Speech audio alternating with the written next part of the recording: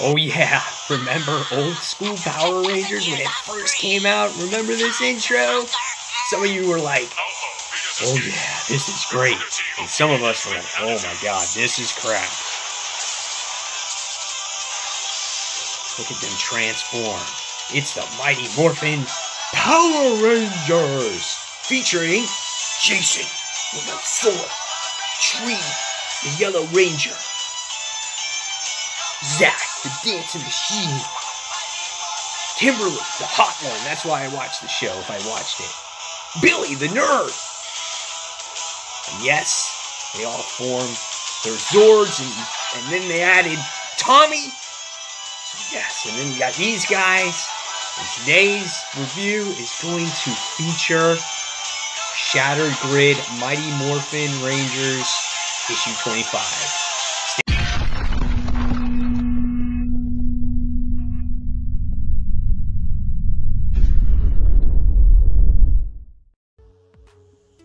Yes, comic book fans, welcome back to Comic Book Corner 2.0. And fans, you're back with me, Mike Spider Slayer, getting ready to do that all-important comic book review so you, the fans, can make a decision on what comic books to buy.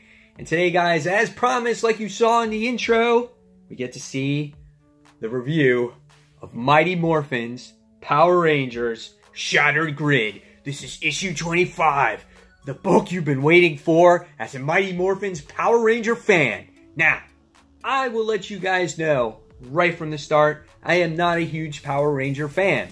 I know the show. I've watched a few seasons. I am no expert. I am doing this review. Pure reason being is I want to see how this book is for new readers. There's a lot of hype about this particular book, and I wanted to share with you the impact it had on me for not being a huge, long-time reader, you know? I was told from some of my friends that you will be impacted no matter what, even if you're a casual fan. So I will let you know. So let's talk about this particular book. It's written by Kyle Higgins, and the artwork is done by Danielle DeNiculo. If I said that improperly, I'm sorry. But the artwork in this book is absolutely gorgeous. I love the way the Power Rangers are drawn. The action scenes are really good as well in this. The coloring is really good. It stands out. It pops really nice. All the different characters look good. So I had nothing to complain about with the artwork here. So let's talk about the story. What happens in this issue that makes it so monumental or milestone-like in some of maybe possibly one of the biggest things that has ever happened in Power Rangers history. So first things first is they're going to be spoilers. So if you haven't read your copy yet, please read your copy. If you haven't gotten your copy, try to get it digitally. If you can't buy it digitally, then I guess, you know, you're going to see the spoilers. All right? So, first things first is we wind up getting to see that there's like space-time continuums getting messed up. There's a rift in space and whatnot. We get to see, which is the Power Rangers from Time Force. They're the ones that are trying to put it all back together. They're trying to contain it, and they kind of can't do that. So, Jen from Time Force is going out there, and she gets sucked away, or she goes to a different timeline, or whatever it is, to try to repair things. So she's the Pink Ranger from Time Force, okay? So what this book has a lot of, there is a lot of exposition, a lot of talking, a lot of things going on. And if you're not a regular reader of this series, I have a feeling you're going to be lost. If you've read this series from issue number 1, you're obviously going to know exactly what's going on because it's been leading up into this actual whole event. And so, as you continue reading this book, we get to see the main thing that happens in this book is Lord Draken, who is the evil Tommy. He's weak in power, so somehow he has to get this additional power. And what happens is we get to see good character interactions between Tommy and Kimberly. They actually get to go on a date, and it was pretty cool because they try to share this. You think that they're going to share this kiss, and then they're like, no, let's take things slow. You know, let's take it slow. And so they kind of walk away, and then they're kind of both regretting that they didn't kiss each other. And that was a very cool character moment in the book. And as Tommy is making his way towards Kimberly, the next thing you see Lord Draken come up, and all of a sudden, this is the shocker, okay? He comes up from behind and actually stabs Tommy in the back, and I was just like, whoa. So even me, as a person that's only read maybe a couple issues of this series and watched a few episodes or seasons of Mighty Morphin Power Rangers or Power Rangers in general, I was like, wow. I kind of knew something like this had to happen if it was so monumental. I was like, oh my god. And so what happens is Draken stabs Tommy in the back, and you're like, and that's how I was for a second. I was like, oh my god.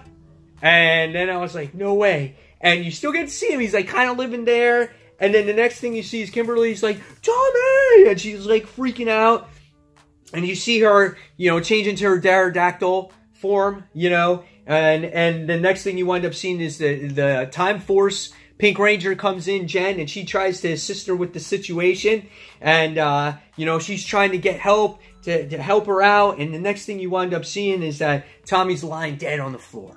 And basically that's how the issue ends. So what did I think about this? All I got from it was I got that Time Force Power Rangers were trying to fix this rift, and Jen was sent into another time. And I also got that Tommy got killed, and all the stuff in between I was completely lost on because I have no idea what's going on. And this was really exposition heavy, and you're kind of just like, oh my god, I'm overwhelmed. And I felt like it wasn't really new reader friendly. I'm not saying it has to, but if you're a Power Ranger fan and some reason you never read these comics, wouldn't you want to understand a little bit more what's going on? Yes, I guess so. But the important thing is you saw the death. And so I think that's what's going to keep the reader keep reading this if you're starting this right from now. Now, if you read Go-Go Power Rangers, you wind up getting to see Kimberly. She's the one that becomes the Ranger Slayer, because I read that book as well. And something obviously must have happened in her time to get her to become the Ranger Slayer. And based off of the events of what happened here, it kind of seems like it's setting the tone of things to come on why she becomes the way she does.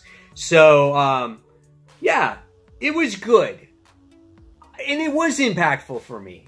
However, I just found myself lost at times, and I couldn't give it a super great score. I would have loved to have known a little bit more.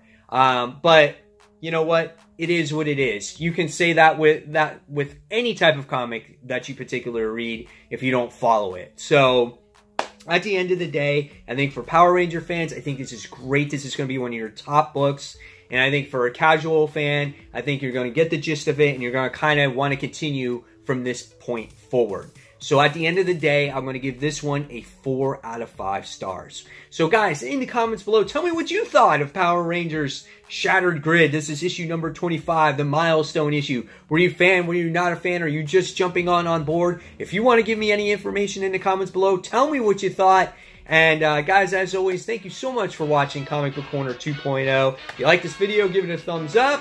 If you want to subscribe to the channel, subscribe. Hit that notification button so you don't miss any videos from me. And fans, this channel does not work without your support. So again, fans, thank you for watching, and I'll see you in the next comic book review. It's Morphin' time!